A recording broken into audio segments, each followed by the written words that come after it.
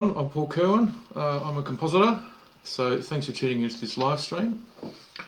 So I've been thinking a lot lately about what composists should be looking for, what I should be looking for in images, um, and a lot of that is about, what do I look for in daily life? What makes reality look like reality, right? Just some fairly light thoughts.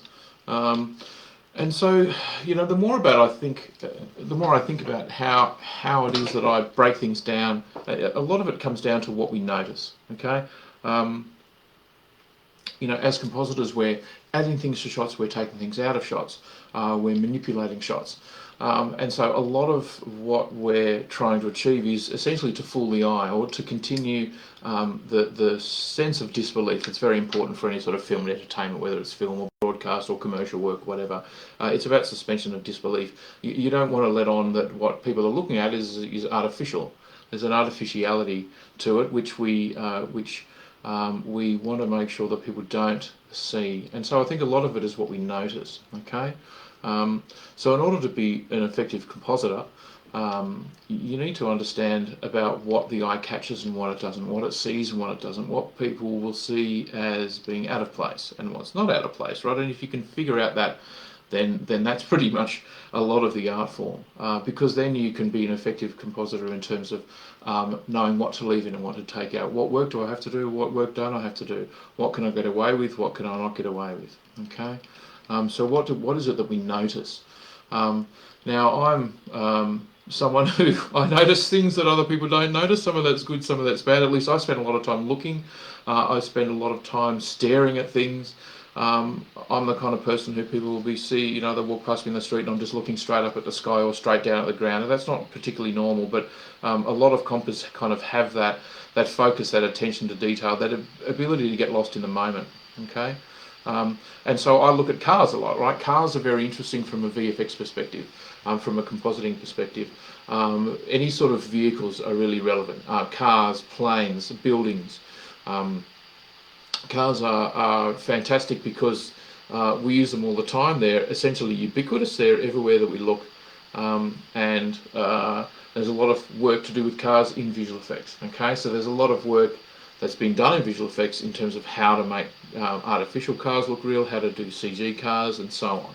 I won't get into too much of that right now, but they're fantastic because they're everywhere, and they're really good in terms of lighting because cars have a number of different influences. They have diffuse lighting, they have specular lighting, they have really strong reflections, and because people are used to seeing cars all the time, there's a whole lot about how they look that we don't even think about. And the more that you know about them and can understand it, the better you'll be as a compositor when you're working with any sort of vehicle or anything that's essentially a semi-gloss, semi-reflective metal, right? Which is lots of things. Giant robots, when we did Transformers, you've got Optimus Prime, right? He turns into a truck when he's not in giant robot form, right? So how do trucks look? Now we know we've got to make him look like a super cool truck, but how do trucks look? Well, the more you know about how they look and why they look the way they do, then the more effective that you'll be. So when I'm looking at something like this, there's a whole bunch of things that are really, really visually interesting. I mean, I find them visually interesting. They're relevant to my life as a compositor. I find them interesting as well just because I'm a bit of a freak and that's the kind of thing that kind of turns me on. When you look at, you're looking at things like, just the classics. So you're looking at colour, so the depth of colour, the richness of colour of this car. There's no look at all put on this. This is straight out of my phone. So you're looking at the depth of the red, right? You're noticing the fact that your colour appears more saturated. We perceive it as more saturated when it's darker, right? So this feels more red, quote unquote, to me than up here, for example. You can see the way that the different types of red work through the different styles of reflection and shadow that are on this car, right? You're looking at dynamic range. What's the brightest part of my object? What's the darkest part of my object? How does my brightness, my contrast, what's my look like? How deep are the shadows? What are the darkest parts of the image? And just how the shadows fall away. So this part of the tyre is brighter than this part of the tyre because of how the different types of lighting are influencing it. because you may have to simulate something like that. You can see the sharpness of this shadow line over the top of the tyre. You can also see we've got a bunch of cool little flares, so they're direct sun reflections, right? These three guys, right? They're direct reflections of the sun. Okay, it's a daylight shot. I'm outside. You can also see you can get a nice flare along the bottom here. If I can zoom out a little bit, hopefully this playback is working in such a way that you can actually see what the hell it is that I'm talking about. Just the way that flare pops on, this guy here, and you've also got you've got like a diagonal artifact there as well, which is pretty cool. So you might have to add that, or might have to take that away if you're adding extra cars, or you're removing cars. You have to be aware that there's an influence under the car in these pixels that's coming from that reflection. Also, the way that shadows and reflections work is always quite pretty, because it moves a different way from the camera, right? So you can see here that you're looking at the reflection of a cloudy sky that's behind me, right? And so this contrast here between the white clouds and the blue sky in the reflection of the car, that all adds visual interest. Okay, and it's just stuff that you should just be noticing without even noticing that you're noticing it. It should be second nature. The fact that you've got this light pole, this is a light pole that's behind me, see the way it moves, and you can actually perceive, I'll talk about this in a later one, but you can perceive a parallax in the clouds, between the clouds and the light pole. Right, so that's a good series of frames. So you can see the way there that the clouds are moving against the light pole, and that's because the camera's moving in space. Okay, so what is it about this car that makes it look like a car? All these different things that you have to be able to look at, and that I just find visually interesting. And the fact that I look at this stuff and dissect it in my brain a little bit and notice these things, it's part of what's made me successful as a compositor. It's part of what drew me into compositing in the first place. And there's a lot of composites who were the same. So the more that you can look at these sorts of things, the better you'll be as a compositor. Right?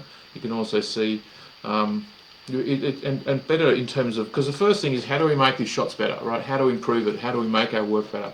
How do we blow our clients away, our supervisors, our leads away with the quality of work? And it's by trying to give them stuff that they don't even know they need, right? So you're trying to improve the work. You're always trying to make it better. And a lot of it is bread and butter place stuff as well. It's like, look at me, right? So, hey, look, there's the crew, right? The thing about cars is they're reflective, right? Buildings with glass on them are reflective. Trucks and planes and spaceships and whatever it is that you're doing, they're reflective. So they reflect what's around them. In this case, they reflect what we would call the crew, if this was anything more than me doing this on my own. So this is a classic bread and butter compy shoot, right? I'm in the shot, take me out of the shot. The only way that I'm going to be able to tell how to take me out of the shot is what would it look like if it wasn't there. So I'm going to be looking at patching some ground in. Okay, so then the image has to move the same way in terms of the reflection of the ground and the white car that's behind me, and so on, right? If I know how why the reflections are moving across the surface of this car, not so much even in this case the why, it's more about how is it looking, then you can simulate what it would look like if I wasn't there, right? Or sometimes it's going to be a crew of 30 people with a massive camera and a dolly, and there's catering trucks in the background and all sorts of shit, and you as Captain Compa have to take that out, right? So that means you're going to have to understand how the reflections are moving across the surface of this car in order to be able to simulate what it would look like if the crew wasn't there. Okay, so anyway, this is just a car that I just photographed as I was waiting for something. It's not actually my car. There's no identifying marks that I've had to remove before showing it to you, which is fantastic. And yeah, no one came out of a pub and belted me because they were suspicious about why I was shooting their car. Anyway, but I look at cars a lot because they're everywhere, right? And because it's directly relevant to what I do on my job, right? And if you're stuck at a set of lights, or you're trapped on the freeway, just sitting there waiting, look around you. The more that you can drink in these images and just have a look at stuff and why it looks like it does, and understand it, the better you'll be as a compositor. The better you'll be as any artist. Half of art is seeing, right? The other half is doing, but the half of art is seeing.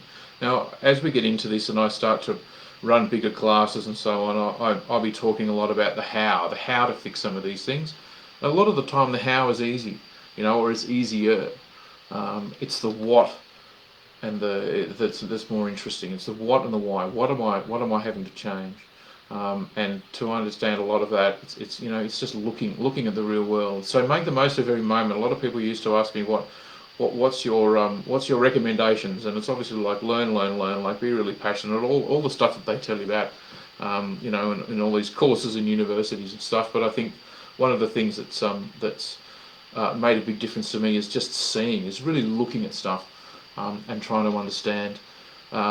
You don't have to understand the mathematics of how the actual light is working, but it's just, what is it I notice? What does my mind pick up? What is my mind not noticing?